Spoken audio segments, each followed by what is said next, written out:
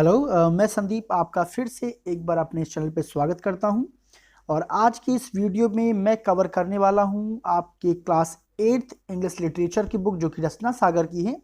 इसका यूनिट 2 का सेक्शन है। आपका यूनिट 2 है एटीट्यूड्स अफेक्ट एटीट्यूड्स। बहुत ही अच्छा यूनिट, इसमें कई अच्छे अच्छे मैसेजेस आपको मिलेंगे। और इसका सेक्शन ए है father teach me to be prompt. अगर आप मेरे रेगुलर व्यूअर हैं तो आपको मालूम होगा कि यूनिट 1 के जितने भी चैप्टर्स हैं सेक्शन ए बी सी तीनों की वीडियो मैं अपलोड कर चुका हूं।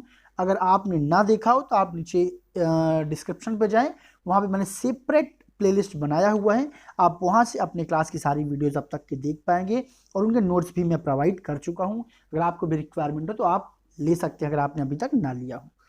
तो देखिए आज का जो सेक्शन है father teach me to be prompt, बहुत ही अच्छा चैप्टर है, बहुत ही अच्छा मैसेज है। इससे पहले कि मैं स्टोरी को स्टार्ट करूं, कुछ चीज़ें आपको जान लेनी चाहिए। ये जो स्टोरी है एक अंश है, इसकी एक स्टोरी है। आप देख पा रहे होंगे यहाँ पे दिया भी गया है life with father. Clarence days story life with father का ये अंश है, मतलब छोटा सा उसका हिस्सा यहाँ पे दिया गया है और उसी को इस स्टोरी में हम लोग जानेंगे। अब देखिए यहाँ पे बात कर लेते हैं father teach me to be prompt, यानी फादर ने मुझे सिखाया क्या होना, प्रॉम्प्ट होना। प्रॉम्प्ट होने की बात करें पहले समझ लीजिए प्रॉम्प्ट होना आखिर होता क्या है। तो प्रॉम्प्ट होने का मतलब होता है एक्टिव होना। हमेशा कभी भी किसी वर्क को करने के लिए आपको बोला जाए तो आप क्या करें, क्विक रिस्पॉन्सिव हो, आप जल्दी से उसे रिस्पॉन्स करने के आपके अंदर हैबिट होना चाहिए। तो ये देखते हैं स्टोरी में, जानते हैं बेटा कि कैसे राइटर को उनके फादर ने प्रॉम्प्ट होना सिखाया। तो देखिए इसमें एक्चुअल में स्टोरी होती है कि ऐसे घर की जहाँ पे 3-4 भाई बहन हैं। यहाँ पे इस स्टोरी में मेंशन नहीं किया गया एक्चुअल में वो कितने भाई हैं, बट ये समझिए राइटर हैं। राइटर यहाँ पे सबसे बड़ा एल्डेस्ट ब्रदर है और उनसे छोटे भी 2-3 भाई यहाँ पे हैं जिनकी कहानी स्टार्ट होती है। और बेसिकली ये मेरे ख्याल से हर एक घर की कहानी है। तो देखिए है क्या कि जो राइटर हैं यहाँ पे, राइटर अपने बचपन में बेटा थे क्या कि थोड़े से केयरलेस थे, यानी कि समय पे ना उठना, समय पे काम ना करना। और उनका एक छोटा भाई था जॉर्ज, वो क्या था, काफ़ी एक्टिव रहता था, जिस वजह से वो घर का लाडला था। उसके फादर उसको लाइक करते थे ज़्यादा कंपैरिजन टू रेस्ट ऑल। अब ऐसा मेरे ख्याल सभी के साथ होता, कुछ ना कुछ वेरिएशंस आते। चलिए आइए इस मज़ेदार कहानी को पढ़ते हैं। तो देखिए यहाँ पे कहानी कैसे स्टार्ट होती है कि father made a great point of our getting down to breakfast on time. I mean to be prompt. But it never occurred to me that I could even try to be early. My idea was to solid into the room at the last moment. Consequently, I was often late. अब देखिए था क्या कि जो हर घर में होता है कि फादर्स का एक बेसिकली किसी न किसी घर में एक हैबिट होती है कि बच्चों को घर में क्यों ना जल्दी सुबह सुबह उठाया जाए, क्योंकि उनकी हेल्थ पर्पस से और डेली रूटीन की पर्पस से काफ़ी अच्छा होता है। बट बेसिकली आजकल आप लोग भी देख रहे होंगे लॉकडाउन की वजह से काफ़ी देर तक सोते भी होंगे और शायद कभी कभार आप लोग को भी डांट पड़ती होगी। खैर आइए आते हैं मेन पॉइंट पे। तो राइटर कहते हैं कि जो मेरे फादर थे हमेशा उनका जो मेन पॉइंट रहता था किसकी तरफ रहता था कि जल्दी से क्या ना ब्रेकफास्ट के लिए टाइम पर तैयार होकर के आ जाना।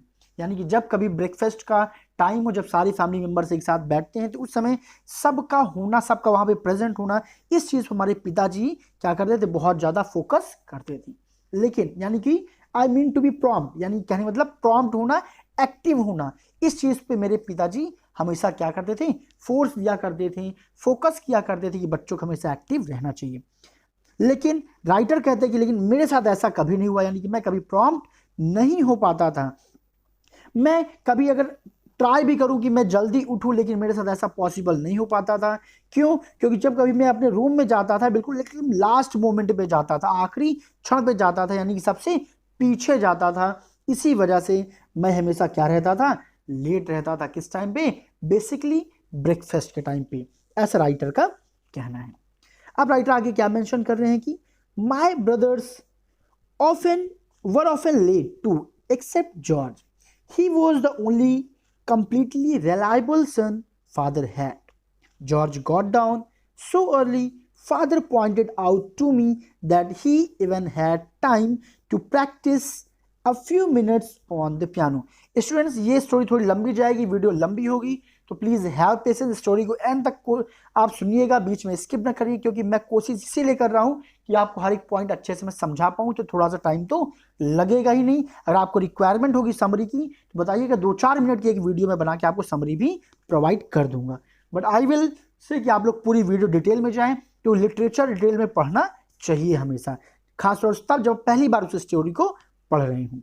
तो देखिए वहां पे राइटर क्या कहते हैं कि मेरे जितने भी भाई थे, देखिए मैंने क्या माई ब्रदर्स, यहाँ पे संख्या की बात नहीं, कितने ब्रदर्स हैं उनके, लेकिन जो राइटर जो सबसे बड़े उनसे छोटे कई भाई हैं, यहाँ पे नंबर्स आर नॉट मेंशन।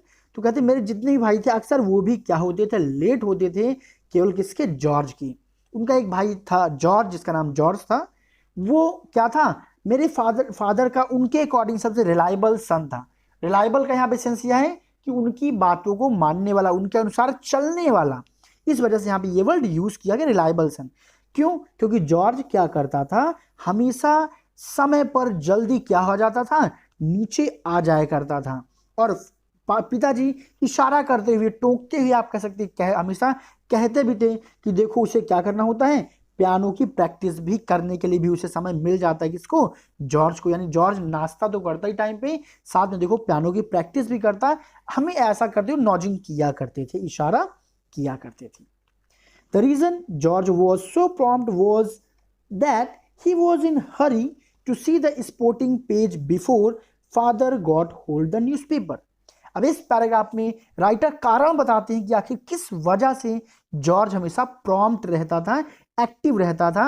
उनका मानना यह था कि जॉर्ज हमेशा पेपर की वजह से, अखबार की वजह से क्या करता, एक्टिव रहता था, क्योंकि पिताजी कहीं अखबार पहले ना ले लें या उसे छीन ना ले लें। वो सुबह उठता, क्योंकि उसका इंटरेस्ट किस में था, स्पोर्टिंग पेज में था, यानी स्पोर्टिंग पेज को पढ़ने की वजह से वो थोड़ा जल्दी उठता, क्यूरियस रहता था, जाके पेपर को पढ़ता, उसकी थोड़ी स्टडी करता।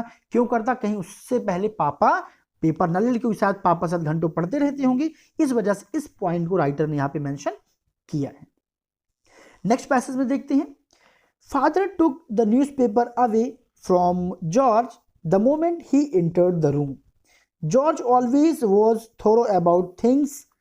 He not only thumped the piano as hard as he could, but also hammered out the tune over and over.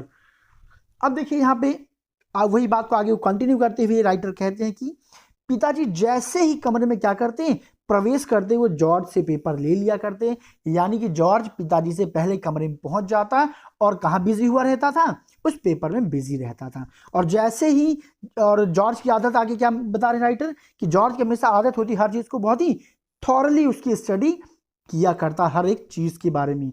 इसी वजह से ही नॉट ओनली थम्ड पियानो, वो पियानो को केवल थम्ड का मतलब यहाँ पे ये कि बहुत ही मेलोडियस वे में ना बजाना, ठीक है, वो बजाता ही नहीं था, as hard as he could, उतना तेज जितना तेज वो बजा सकता था, उतना तेज उस पर मारता ही नहीं था। देखिए जब पियानो बजाते तो अपने फिंगर टिप्स को आप उसके बटन पे प्रेस करना होता है। तो यहाँ पे राइटर ये कह रहे हैं कि जो जॉर्ज था वो काफी तेज से पियानो की बटन्स पे अपने फिंगर्स को थंप करता था, पीटता था, and also hammered out tunes over and over again. यानी कि सेम ट्यून को बार बार क्या करता है, वो प्रोड्यूस किया करता था। यानी वो भी काफी इरिटेटिव हो जाता था, यानी कि वो अभी ज्यादा स्किल्ड नहीं हुआ था क्या करने में, पियानो बजाने में। आगे देखिए राइटर क्या बताते हैं कि George had not been allowed to learn popular tunes. और ऐसा जॉर्ज क्यों करता था? क्योंकि उसने ज्यादा पॉपुलर ट्यून्स अभी तक नहीं सीखे थे, which it would have been easy to use to recognise. इसलिए हमारे लिए काफी आसान हो जाता था रिकॉग्नाइज करना कि कोई अच्छी ट्यून नहीं बजा रहे, वो सेम ही ट्यून को बार बार रिपीट कर रहे हैं। अक्सर घरों में होता है कि छोटे भाई बहन कोई भी होता है, पेरेंट्स के सामने आप बुक लेके हमेशा बैठ जाते हैं, तो पेरेंट्स को क्या लगता है कि आप वाकई में पढ़ाई कर रहे हैं, भले आप पढ़ाई ना कर रहे हो, आप केवल टाइम पास कर रहे हो। वेल आगे चलते हैं। The few classic selections which were available in his little music book, George rendered this with plenty of goodwill and muscles. अब वो किन ट्यून्स बजाता था? वही ट्यून्स जो उसकी क्लासिक बुक्स में अवेलेबल थे, उन्हीं ट्यून को बजाता था, लेकिन काफी अच्छे तरीके से बजाता था। एंड मसल, यहाँ पे वर्ड यूज के साथ काफी ताकत के साथ बजाता था, but not a great deal of sympathy. लेकिन यहाँ पे कहने का मतलब इतने अच्छे से भी नहीं बजाता था कि उस पर दया किया जाए, नहीं कि अभी उतना वो परफेक्ट नहीं हुआ था। He regarded some of the rules of piano playing as needlessly complicated. अब उसने कुछ पियानो बजाने के कुछ रूल्स भी बनाए थे जो बहुत ही कॉम्प्लिकेटेड हो, इसकी आवश्यकता नहीं थी। यहाँ देखिए कहने का मतलब क्या है कि जो भी पियानोस बता में जो भी म्यूजिक वो ट्यून करता वो इतने भी अच्छे नहीं हुआ करते थे। Now the fact remain that he was the one boy who was always on time and father was so pleased by that he bought a watch for. इसके बाद नेक्स्ट पैसेज चलेंगे। तो यहाँ तक ये कहानी ये है कि चूंकि वही एक बच्चा घर में था जो हमेशा कहाँ रहता था, टाइम पे रहता था, और उसके इस आदत की वजह से हमें देखिए दो दैट यूज हुआ। जो पहला दैट है उसके जो वर्ग होता था, उसकी जो प्रॉम्प्टनेस थी उसके लिए यूज किया गया है। उसकी प्रॉम्प्टनेस की वजह से, एक्टिव रहने की वजह से फादर हमेशा क्या रहते थे, खुश रहते थे, और इसी वजह से पिताजी ने क्या किया, उसके लिए पिताजी क्या लेके आए थे, वॉच लेके आए थे। अब आगे क्या कहानी है, let's go to the next page. So him with George Formby day always on time engraved on the back. और जो वॉच लाए थे राइटर बताते हैं उस वॉच की स्पेशलिटी ये थी, उस वॉच के का जो बैक पैनल होता है वहां पे एक सेंटेंस लिखा हुआ था, क्या, George formally day always on time. ये उस पर खुदा हुआ था, उस पर लिखा हुआ था उस वॉच पे, यानी स्पेशली वो फादर ने किसके लिए बनवाया था, जॉर्ज के लिए बनवाया था। He told me that I was the eldest and he had meant to give me a watch first, and he showed me the one he had bought for me. It was just like George, except the nothing had been engraved on it. Father explained that his regret he would have to put it away for a while until I had earned it by getting down early breakfast. देखिए अक्सर होता है कि हमारे parents हमसे भले नाराज हों, बट एक्चुअल में वो हमसे नाराज नहीं होते, केवल नाराज होने का दिखावा करते हैं जिससे कि हम कुछ अपने उन बिहेवियर्स में बदलाव ला सकें जो शायद हमारे करियर के लिए, हमारे भविष्य के लिए अच्छा ना हो। तो वहीं पे देखिए मैसेज निकल के सामने आता है। तो उन्होंने मुझसे ये कहा कि ऑल्दो जैसा कि मैं क्या हूँ, यानी राइटर कहते हैं कि तुम क्या हो, इस घर के सबसे बड़े बेटे हो, मुझे तुम्हें सबसे पहले घड़ी देना चाहिए, इसलिए वो मेरे लिए भी एक घड़ी ले आए थे और वो घड़ी को क्या करते मुझे दिखाते भी हैं। अब लेकिन दोनों घड़ी में अंतर क्या था, जो वॉच जॉर्ज के लिए था, जो वॉच मेरे लिए था। अंतर ये था कि जॉर्ज की जो वॉच था उसके बैक पैनल पे क्या लिखा हुआ था, ये ऊपर का सेंटेंस इंग्रेव था, लिखा हुआ था, लेकिन जो वॉच वो मेरे लिए लाए थे उसमें ऐसा कोई जो है स्टेटमेंट नहीं लिखा हुआ था। अब लेकिन इसके बाद भी फादर क्या कहते हैं कि लेकिन इसके बावजूद वो कहते हैं लेकिन फिर भी मुझे थोड़ा सा दुख हो रहा है कि मैं अभी इस वॉच को तुमसे दूर रखूंगा, यानी कि लालच दिया शायद कि शायद इस वजह से क्या हो, जो राइटर है वो टाइम पे उठना स्टार्ट कर दे। जो क्लेरेंस, यहाँ पे राइटर का नाम क्या है, क्लेरेंस है, शायद क्लेरेंस टाइम पे उठना स्टार्ट कर दे। तो फादर क्या कहते हैं, लेकिन अभी मैं इस वॉच को तुमसे दूर रखूंगा तब तक जब तक कि तुम टाइम पे ब्रेकफास्ट के लिए उठना सीख नहीं लोगे और खुद इसे अर्न नहीं कर लोगे। यानी कि इसको करने के लिए रेगुलर क्लेरेंस यानी राइटर को क्या करना पड़ेगा, समय पे ब्रेकफास्ट के लिए हमेशा उठना पड़ेगा, तब जाके उसे फादर वो वॉच देंगे। थोड़ा सा मैं कोशिश करूंगा कि ये पैसेज जल्दी फिनिश हो story without taking much of time. And time went on without much improvement on my part. Dawdling had got to be a habit with me. अब समय बीतता गया लेकिन मेरे अंदर कोई भी इंप्रूवमेंट नहीं आया, यानी मेरे पिताजी जो कोशिश कर रहे थे वो असफल हो गई थी। देखिए यहाँ पे डॉडलिंग की काफ़ी अच्छी मीनिंग है, सबको आप लोग लिख लीजिए। इसका मतलब होता है समय को बर्बाद करने की आदत। तो मेरे अंदर एक ऐसी हैबिट मेरी हैबिट हो गई थी क्या करने की, डॉडलिंग करने की, यानी यहाँ वहाँ घूमने की या फिर समय बर्बाद करने की। Sometimes my lateness was serious. One morning when breakfast was half over and father called up from the front hall napkin in hand. Writer कहते कभी कभी तो मेरी जो लेटनेस थी काफ़ी ज़्यादा सीरियस हो जाती थी। एक बार तो ये याद हो गया कि ब्रेकफास्ट लगभग आधा ख़त्म हो गया लेकिन फिर भी मैं नहीं पहुंचा। फिर पिताजी ने क्या किया, अपने हाथों में नैपकिन लिए हुए वो कहाँ खड़े हो गए, फ्रंट पे आए और वहाँ चिल्लाना उन्होंने क्या किया, शुरू कर दिया। And that would not stand it and I was to come down in that stand. और मुझे कहा कि मैं ऐसे यहाँ पे खड़ा नहीं रहूंगा और जल्दी से तुम क्या करो, नीचे आओ। व्हेन आई शाउटेड इंडिग्नेंटली, देखिए यहाँ पे ये भी एक अच्छा वर्ड, देखिए इसका मतलब होता है जब कभी भी अक्सर आप लोग कोई बात अपनी मम्मी या पापा से कहते हैं तो अक्सर होता है कि मम्मी पापा मना कर देते हैं कि हाँ वहाँ मत जाओ, तो आप हल्का भुनभुनाते हुए, रोते हुए, गुस्सा दिखाते हुए अपनी बातों को कहते हैं, तो उसी को बोलते हैं इंडिग्नेंटली। तो वो भी क्या, तब राइटर कहते हैं मैं क्या करता हूँ, ना चाहते हुए चिल्लाते हुए मैं क्या कहता हूँ कि I was not dressed yet, मैंने अभी कपड़े नहीं पहने हुए। आई होप आपको ये बात समझ में आ गई होगी कि इसकी मीनिंग क्या है।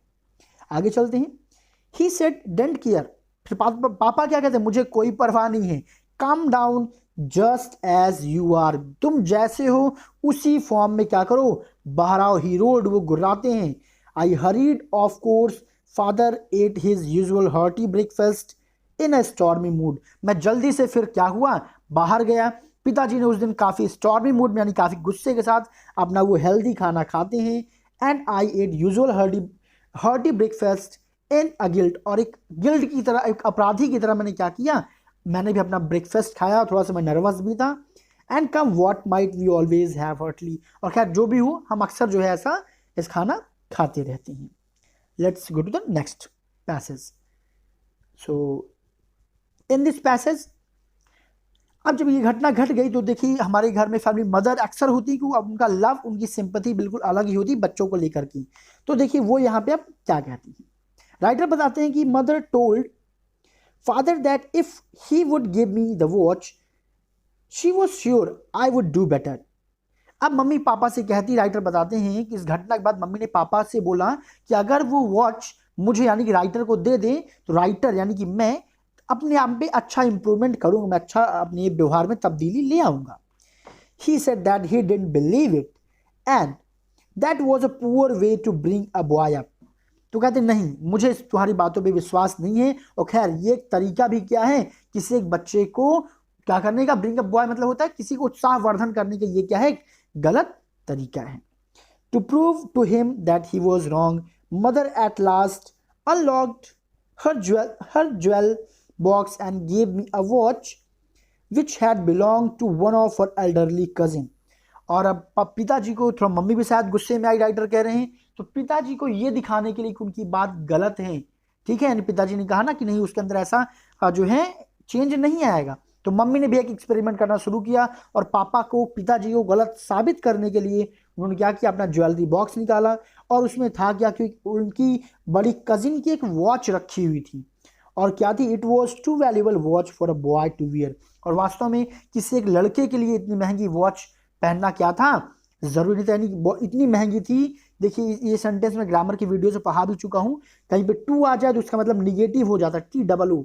तो ये वॉच इतनी महंगी थी कि किसी लड़के को पहननी नहीं चाहिए, ये इसका मीनिंग है। बट फिर भी she said I must be very careful of it, I promised I would.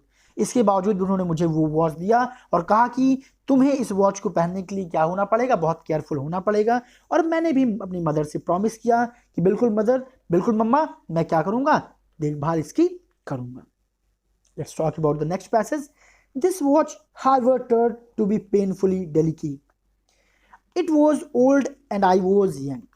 अब कुछ भी हो, ये वॉच मेरे लिए एक पेनफुली डेलिकेट, एक कोमलता दर्द भी लेके आई, मतलब कैसा दर्द जिसमें दर्द भी था और अच्छा भी लग रहा था, इसे बोलते पेनफुली डेलिकेट। क्यों, मुझे वॉच मिल गई, मुझे इस बात की खुशी थी, लेकिन ये क्या थी, वॉच पुरानी थी और मैं यंग था, इसीलिए यहाँ पे राइटर ने क्या ये वर्ड यूज किया है, पेनफुली डेलिकेट। डेलिकेट मीन्स होता है कोमल और पेनफुली मतलब दर्द। So we were not exactly made for each other. Writer का मानना था हम और यानी घड़ी, जो पुरानी घड़ी जो मम्मा ने मुझे दिया, वो दोनों, ये दोनों चीजें एक दूसरे के लिए नहीं बनी थी। इट हैड अ बैक, इसका एक बैक था, बैक पैनल था, and front of thin gold, और जो फ्रंट था उसमें थिन, एक पतले कलर की क्या लगी थी, थिन गोल्ड था, कि एक पतले कलर गोल्ड लगा हुआ था। As mother had the former owner's monogram shaved off the front cover, और जो फ्रंट कवर था उस पर जो पहले जो ओनर थी, यानी कि मम्मी से पहले जो एल्डर कजिन, उनका जो मोनोग्राम था वो बिल्कुल निकल चुका था। And the cover used to sink in the middle when pressed, और यहाँ तक कि जो कवर था, कवर को जब बीच में प्रेस किया जाता तो वो भी क्या हो जाता था, दब जाया करता था। And also the lid fitted so closely there was barely room for the glass crystal over the face. अब देखिए होता क्या है बेटा कि जब पुरानी घड़ी आप देखोगे तो जो ग्लासेस हुआ करते थे, जो घड़ियां हुआ करती थी, घड़ी के अंदर जो टाइम होता था वो एक छोटे छोटे उसमें निकल लगे होते थे, ठीक है, और वो चिपके हुए होते थे। तो वही कह रहा है कि इसमें जो ग्लास लगा हुआ था, ग्लास के नीचे जो निकल लगा हुआ था बिल्कुल क्रिस्टल के बिल्कुल पास में लगा हुआ था, ठीक है, और ऊपर से वो दब भी रहा था, यानी कि अगर उसे आप ज्यादा दबाएंगे तो जो उसका जो ऊपर जो कवर लगा हुआ है उनसे जो टाइम 1 2 3 बजे वाले जो टाइमर वाली जो पॉइंट्स होते हैं ना उस पर टच हो जाता है, यानी अगर प्रेस करो हो सकता है उसके टूटने का भी डर रहता। आई होप आपको समझ में आ गया होगा। और such an extremely thin crystal was use that any pressure on the lid would break it. और चूंकि कांच जो था वो यानी कि वॉच काफी पतला रहा होगा, कांच इतना क्लोजली लगा था, इसी वजह से जो टाइमर वाले जो उसमें क्या क्रिस्टल लगे थे, टाइम बताने वाले क्रिस्टल, वो बहुत पतले लगाए गए थे, ठीक है। अब पतले लगे मतलब अगर उसमें हल्का सी प्रेशर पड़ जाएगा तो वो टूट सकता है। अब चलते हैं इस पेज के लास्ट पैराग्राफ पे। I didn't press on the lid, मैंने इसीलिए लिड पे बिल्कुल भी प्रेस नहीं किया। और यस, बताना चाहूंगा जो भी लोगों ने अभी तक चैनल को सब्सक्राइब नहीं किया है सब्सक्राइब कर लें, जिससे कि नेक्स्ट टाइम कोई भी आप मेरी वीडियो मिस ना करें, और नोटिफिकेशन बेल को भी ऑन कर लें कि आपको प्रॉपर नोटिफिकेशन बेल मिलता रहे। प्लीज ज्यादा से ज्यादा आप लोग इस वीडियो को शेयर करिए, जितने भी वीडियोस आप देख रहे हैं इससे मुझे मोटिवेशन मिलता है कि मैं आप लोगों के लिए और वीडियोस रिकॉर्ड करूं, आपका बिल्कुल भी लॉस ना हो। तो जैसा ये मैं आप लोगों के लिए ऑनेस्टली वर्क कर रहा हूं, ऑनेस्टली आप लोग भी बेटा रिस्पॉन्सिबिलिटी निभाइए और ज़्यादा से ज़्यादा लोगों तक मेरी मेहनत को पहुंचाइए, क्योंकि जितने आपके लाइक्स मिलते हैं, सब्सक्राइब्स बढ़ते हैं, या फिर आपके कॉम्प्लीमेंट्स मिलते हैं, फीडबैक्स मिलते हैं, तो I feel good and I plan for the next video as well after getting your compliments. So here I was talking about this कि राइटर कहता है कि इसलिए मैंने क्या किया, कोशिश किया हमेशा कि मैं उस पर प्रेस ना करूं। After the first time this happened, जब पहली बार ऐसा हुआ, यानी कि यहाँ पे कहने का मतलब ये था, ये कहानी राइटर की तब बता रहे हैं, यानी कि वॉच टूटने की घटना एक बार हो चुकी है उनकी हाथों, देखिए तभी यहाँ पर उन्होंने ये सेंटेंस लिखा है, after first time this happened, जब मुझसे पहली बार क्या हुआ, उस लिड को मैंने कवर को मैंने प्रेस किया और वो शायद ब्रेक हो गया, टूट गया, तो उसके बाद दोबारा मैंने कभी लिड को प्रेस नहीं किया। I was careful and everything would have gone well enough if either boys had been careful too. अब कह रहे हैं कि मैं बहुत ही केयरफुल रहने लगा, बिल्कुल इनफ तौर जितना होना चाहिए, लेकिन ये तभी संभव था जब दोनों में से कोई एक दोनों में से मतलब जब दोनों केयरफुल हो। यानी कहने का मतलब ये था कि जब अक्सर बच्चों की लड़ाई होती है तो लड़ाई में कोई चीज़ का नुकसान ना हो, ये तभी संभव हो जब लड़ने वाले दोनों लोगों के दिमाग में हो कि मैं ऐसे लड़ाई करना किसी चीज़ का नुकसान ना हो। यहाँ पे राइटर कहने का ये मतलब है, अक्सर आप भले नहीं चाहते मेरी घड़ी ना टूटे, मेरा चश्मा ना टूटे, बट आप फाइट करते हो, दूसरे लड़के के हाथ लग जाता है और वो चीज़ क्या हो जाती है, ब्रेक हो जाती है। आई होप अब आपको समझ में आ गया होगा इस सेंटेंस का meaning. So it was not practicable, लेकिन वही कहते हैं कि लेकिन ऐसे प्रैक्टिकली ऐसा पॉसिबल नहीं है। However for me to make them careful enough, जहाँ तक मेरी बात है मैं तो हमेशा बहुत ही केयरफुल रहता था इन चीज़ों को लेकर के।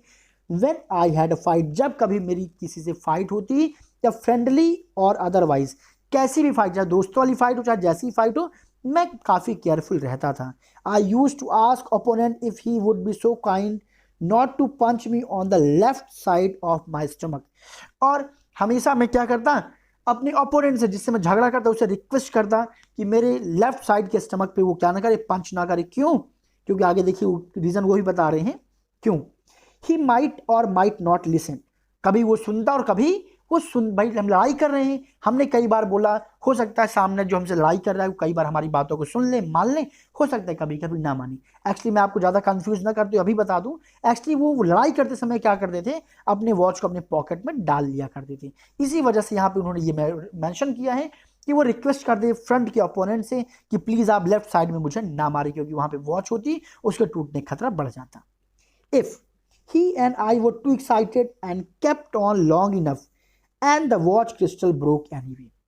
कभी कभी क्या होता है, वह और मैं, हम लोग कुछ ज़्यादा ही क्या हो जाते हैं, लड़ाई में या खेल में एक्साइटेड हो जाते हैं और काफ़ी लंबे समय तक क्या करते हैं, खेलते रहते हैं या फिर लड़ाई करते रहते हैं। क्या हो जाता, वॉच क्रिस्टल कहीं ना कहीं वो टूट ही जाना होता था। There was never time to take off my watch, अब कभी कभी समय नहीं मिलता था कि मैं अपनी वॉच को उतारूं। आगे क्या है, let's go to the next page. और राइटर कहते कि अक्सर मुझे क्या टाइम नहीं मिल पाता था कि मैं अपने वॉच को उतार ही दूं। Anyhow there was no place to put it, कहते जो कुछ भी, लेकिन मेरे पास कोई जगह रखने के लिए कोई जगह भी तो नहीं होती थी। A watch that goes around the streets in boy's pocket has to take a life as it comes. This watch had never been designed for any such fate. अब या फिर जो मेरे जो दोस्त होते उनके पॉकेट्स में भी इसे रखने में क्या था, काफ़ी खतरा रहता था, क्योंकि इसकी लाइफ पे कहीं खतरा बने रहता है कि कोई भी घटना घट सकती है। और खैर ये घड़ी, ये वॉच इस डिज़ाइन से बनाई गई थी कि किसी भी लड़के पे ऐसे भरोसा भी नहीं किया जा सकता था। अब आगे राइटर कहते हैं कि the first 2 crystal I broke. अब जो उसके पहले जो 2 क्रिस्टल थे वो मैंने क्या कर दिए, तोड़ दिए। मदर पेड फॉर, और उसका जो खर्च था बनवाने का किसने दिया, मदर ने दिया। As father disapproved of the whole business and would have nothing to do it. क्योंकि पिताजी ने क्या कर दिया था, जो बिजनेस यानी कि जो घटना घटी थी इसमें बिल्कुल भी हेल्प करने से मदद कर दिया, मना कर दिया, यानी कि पैसा देने से मना कर दिया था। इस वजह से क्या करना पड़ा, मम्मी को पैसा देना पड़ा। Mother was always short of small change however and I hated to trouble her and she had hated to be troubled too। अब देखिए आगे यहाँ पे जो है राइटर क्या कहते हैं कि मम्मी जब कभी भी मेरे साथ ऐसी घटना घटती, मम्मी में एक अलग ही चेंज दिखता था कि खैर मुझे भले ही क्या लगे, ट्रबल मतलब दिक्कत होती थी, मतलब आई हेट, मैं नफरत करता क्या क्या करने में, अपनी मदर को, ट्रबल मतलब कि परेशान करने में, कि मैं वॉचेस को क्या कर रहा हूँ, तोड़ रहा हूँ तो उन्हें परेशानी हो रही है, इस बात से मुझे नफरत होती थी। और शायद she hated to be trouble too, और शायद उनको भी, वो भी इस चीज़ से नफरत करती थी कि उनको परेशान किया जाए। और वो कहती थी, oh Clarence dear you haven't broken your watch again. कहते हैं कि ओह, और जब वो चीज़ें बन जाती तो मुझसे क्या कहती हूँ दोबारा कि अरे क्लैरेंस अब इस वॉच को दोबारा प्लीज़ तोड़ोगे तो नहीं। She cried When I opened the cover the second time, और जब दोबारा मैंने उस कवर को दोबारा खोल दिया तो वो क्या कर रही, रोने लगी। And to show the shattered fragments, क्या करने के लिए, अंदर के जो निकल्स जो टूट गई थी उनको दिखाने के लिए जब मैंने क्या किया, सेकंड टाइम मैंने तोड़ दिया, और जब मैंने उसको दिखाया मम्मी को तो वो रोने लगी। She was so upset that I felt too guilty to tell her the next time it happened। और जब मैंने देखा कि वो बहुत ज़्यादा अपसेट हो गई तो मुझे क्या हुआ, काफ़ी गिल्ट फील हुआ। और इसके बाद भविष्य में जब दोबारा मुझसे वो क्या हुआ, वो घटना घटी, यानी कि वो वॉच मुझसे टूट गई, तो मैंने क्या किया, मैंने उनको नहीं दिखाया। And from then on I was reduced to the necessity of paying for the damage myself. इसके बाद मैंने क्या किया, उसका यूज़ भी कम कर दिया, और जो भी डैमेज होता उसका जो पैसा होता मैं खुद, यानी अपने गुल्ला के अपने सेविंग से जो भी पैसे बचते थे उससे मैंने क्या किया, पे करने की कोशिश किया। यानी कि आप कभी भी अगर राइटर से वॉच टूटता तो वो कोशिश करते उसे खुद के पैसे से क्या करने के लिए, रिकवर करने के लिए।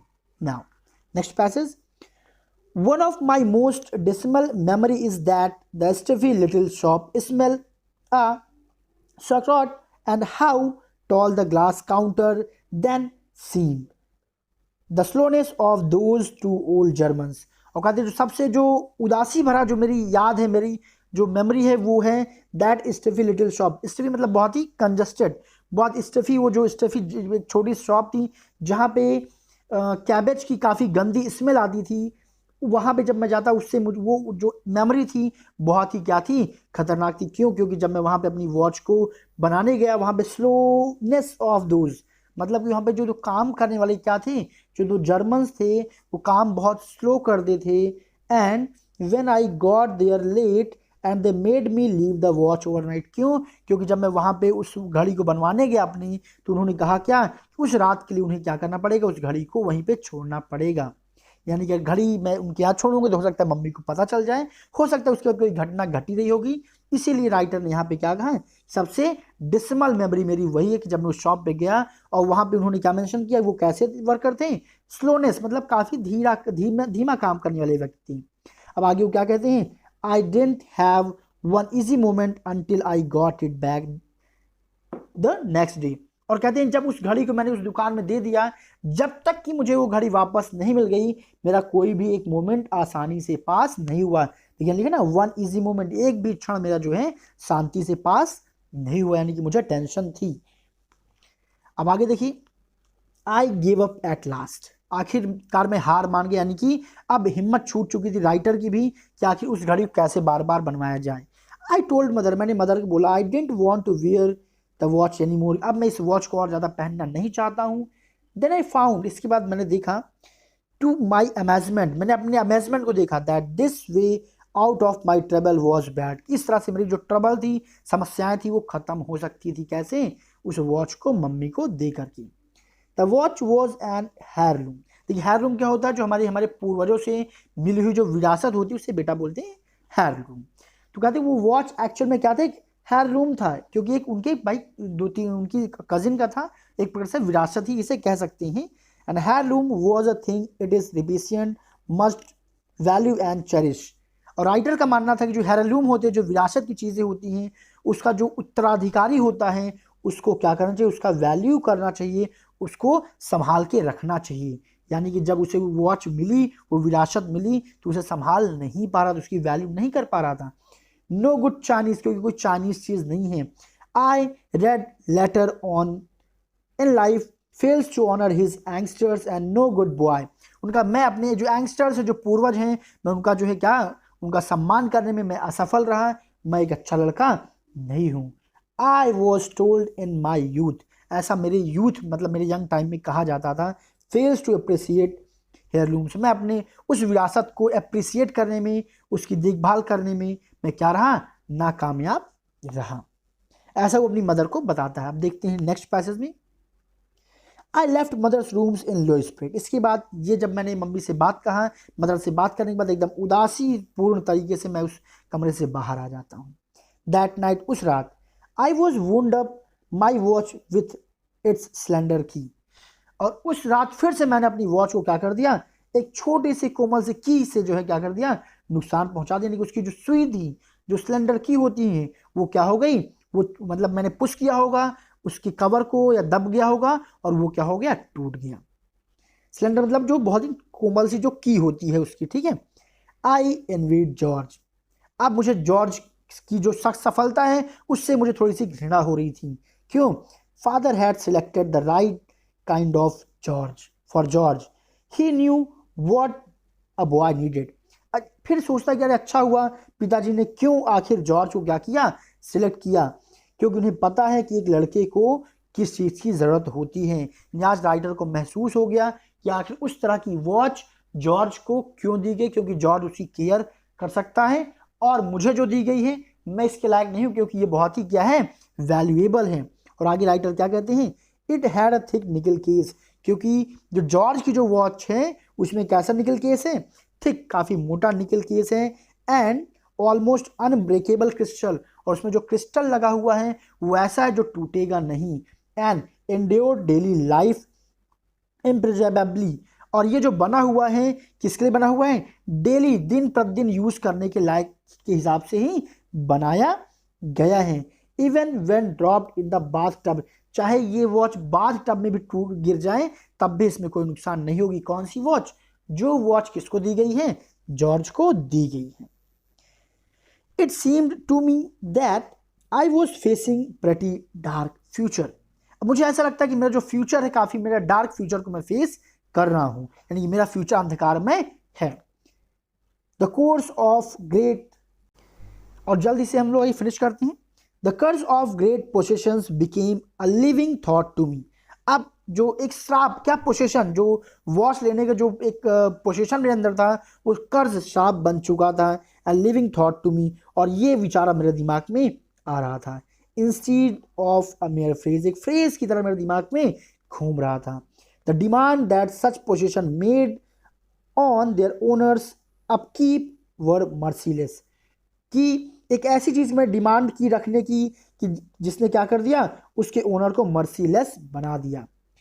For months I had had no money for marbles, अब चूंकि राइटर देखा आगे क्या कहते हैं, अब अगले कई महीनों तक मेरे पास मार्बल्स यानी कंचे जो होते हैं उनके लिए भी पैसे नहीं बचे थे। क्यों नहीं बचे थे? क्योंकि मैंने अपने सारे पैसे किसमें वेस्ट कर दिए? उस वॉच को बार बार टूटने के बाद बनवाने में। इन सम वे, किसी तरह से, that did not fully I did not fully understand, अभी भी मैं चीज़ों को नहीं समझ पा रहा था। I was yoked to watch and now I hated, जिस वॉच के लिए मैं काफ़ी क्या था? इंटरेस्टेड था, अब मैं उसी वॉच से क्या कर रहा हूँ? नफरत कर रहा हूँ। और आगे क्या कहते हैं? Now I hated and a delicate things that would always make travel unset I learn to living gingerly. और कोई भी चीज़ जब लापरवाही से की जाती है तो हमेशा वो क्या करती है, वो ट्रबल ही पैदा करती है। तब तक जब तक कि हम किसी चीज़ को जिंजरली यानी कि उसकी अच्छी तरह से केयर करना हम सीख नहीं जाते हैं, तब तक वो हमें क्या करती है, परेशान करती है, ट्रबल देती है। ये सारा देखिए किसके, वॉच के वो लायक नहीं था फिर भी वॉच को यूज कर रहा था, बार बार चीजें टूट रही थी फिर भी वो उस पर कोई एक्शन नहीं ले रहा था जो पॉजिटिव एक्शन लेके उस चीज को क्या कर पाए, कंट्रोल कर पाए। अब आगे देखिए क्या कहते हैं and pay, then I saw a way out, फिर मैंने एक रास्ता निकाला। राइटर कहते हैं all this time I had kept on being late for breakfast at least once week out of habit. अब मैंने खुद में चेंज किया, अब मैं जो लेट होता था ब्रेकफास्ट के डेली, अब मैं सप्ताह में यदा कदा या एक आध बार ही क्या होता था, लेट हुआ करता था। अब यानी कि मैं अपने पुरानी आदत से मैं बाहर आ रहा था। It now occur to me that if I could reform perhaps father's might.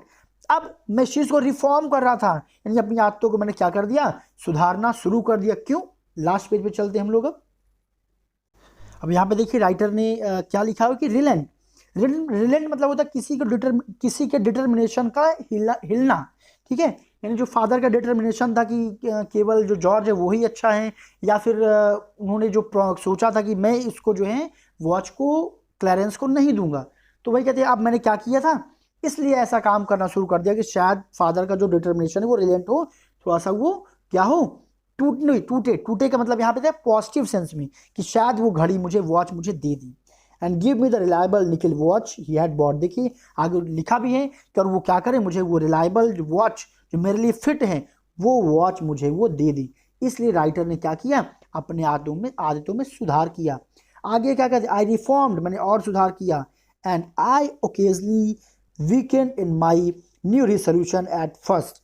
अब मैं बहुत ही शायद ही मैं क्या होता था, अपना जो मेरा जो नया रिसोल्यूशन था, मेरा जो नया कार्य था उसमें शायद ही वो क्या होता था, ब्रेक होता, मैं उसमें कमजोर पड़ता था।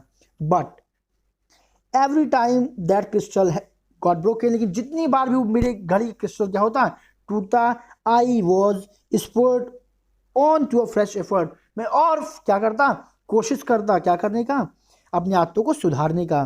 When I had at length established a record for promptness and satisfied father and had named engraved on the watch, just a second, on the watch he had brought। और तब तक मैंने क्या किया, ऐसा करने की प्रतिज्ञा ली कि जब तक मुझे वो वॉच जो पिताजी मेरे लिए नहीं ला देते इंग्रेव किया हो, तब तक मैं ऐसा जो है प्रॉम्प्टनेस दिखाता रहूंगा और पिताजी को सेटिस्फाइड करता रहूंगा। एंड लास्टली फिर वैसा हुआ भी, पिता ने क्या किया, उस गिफ्ट को ले आते हैं, उस वॉच को ले आते हैं जिसपे क्या हुआ था, इंग्रेव किया हुआ था क्लैरेंस का नाम। और आगे देखिए राइटर क्या कहते हैं कि प्रेजेंटेड इट टू मी, और उन्होंने क्या कर दिया, उसे प्रेजेंट किया।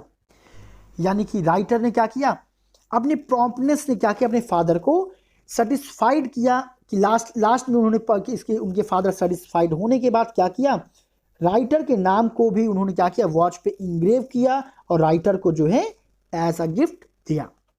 He was little surprised at the intense pleasure। अब वो बहुत सरप्राइज थे जब उन्होंने क्या किया, मेरे प्लेजर को देखा। I showed on this occasion, इस अवसर पे, किस अवसर पे, जब पिताजी ने मुझे वो वॉच दिया, उस अवसर पे जो मैंने अपना प्लेजर आनंद दिखाया, उससे मेरे पिताजी बहुत क्या हुए, सरप्राइज हुए। As he watched me hopping around the room in delight, जब उन्होंने मुझे देखा कि मैं कमरे में क्या कर रहा हूँ, खुशी के मारे उछल रहा हूँ। He said, उन्होंने कहा, there several times, don't be so excited। He added, you all knock over the वेस। अरे संभल के, कई बार उन्होंने कहा कि इतने एक्साइटेड ना हो, कहीं आगे जो वेस रखा हुआ, जो फूलदान रखा हुआ है, उससे कहीं तुम टकरा के गिर ना जाओ। लास्ट पैराग्राफ, इसके बाद हम लोग इस स्टोरी को फिनिश करते हैं। आई होप आपको समझ में आ रहा होगा। स्टोरी थोड़ी सी बड़ी थी, इस वजह से टाइम भी लगा, और मैंने कोशिश किया कि काफ़ी कुछ आपको समझ में आ जाए। Mother said she could not see why father should be a nickel watch when I had a gold one already। अब जो मेरी मदर थी उनको वो ये चीज़ नहीं देख पाई कि जब मेरे पास गोल्ड यानी महंगी चीज़ थी निकल की, तो आखिर पिताजी ने मुझे सिल्वर वाली क्यों दी, यानी निकल वॉच क्यों दिया, जब मेरे पास कैसी वॉच थी, गोल्ड वॉच थी। क्योंकि फादर ने पहचान गए कि मुझे वो चीज़ है जो मेरे एज के अकॉर्डिंग फिट बैठती, जबकि मदर उस चीज़ को नहीं समझ पाई क्योंकि मदर के अंदर वो लव और सिंपैथी थी। But he laughed and told her that old was know kind of watch for a boy. और वो हंसते हुए बस मेरी मम्मी से बस इतना कहते हैं कि बस वो जो वॉच है वो क्या है, पुरानी है, और वो आजकल के लड़कों के लिए, किसी लड़के के लिए वो नहीं है। She reluctantly laid its way again and rest it in her jewel box. और डायरेक्टली वो फिसकत क्या करती हैं, उस वॉच को लेती हैं और दोबारा अपने ज्वेल बॉक्स में डाल देती हैं। Her parting shot at father was anyhow, she had been right, and she had said all along that watch was what I needed to teach me how to be prompt.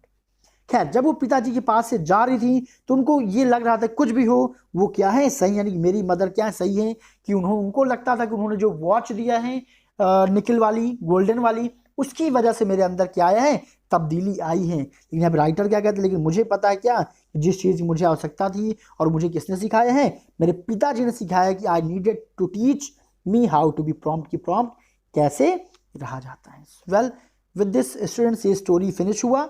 I hope आपको समझ में आया हो। अगर फिर भी कहीं पे कंफ्यूजन है, किसी भी वर्ड को जो मैंने मिस कर दिया उसकी आप मीनिंग चाहते हो, then drop that particular word in comment box. I will provide you meaning of that particular word as well. And जिनको भी इसका PDF चाहिए होगा, इसका क्वेश्चन आंसर चाहिए होगा, आपने नोटिफिकेशन देख लिया होगा, आप सिंपली क्या कर सकते हैं, या तो आप डायरेक्टली मुझे उस चीज़ को फॉलो करके आप मुझे डिटेल डायरेक्टली कांटेक्ट कर सकते हैं और वहाँ से मैं आपको PDF प्रोवाइड करा दूंगा। सो एवरीवन, इस चैप्टर या अभी तक जितने भी चैप्टर्स मैंने कवर किए हैं, जिस भी क्लास में जिनको भी इनका क्वेश्चन आंसर PDF चाहिए होगा, वो इस रूल को फॉलो करके, इस प्रोसेस से आप जो है अपने PDF को पा सकते हैं। Thank you so much everyone.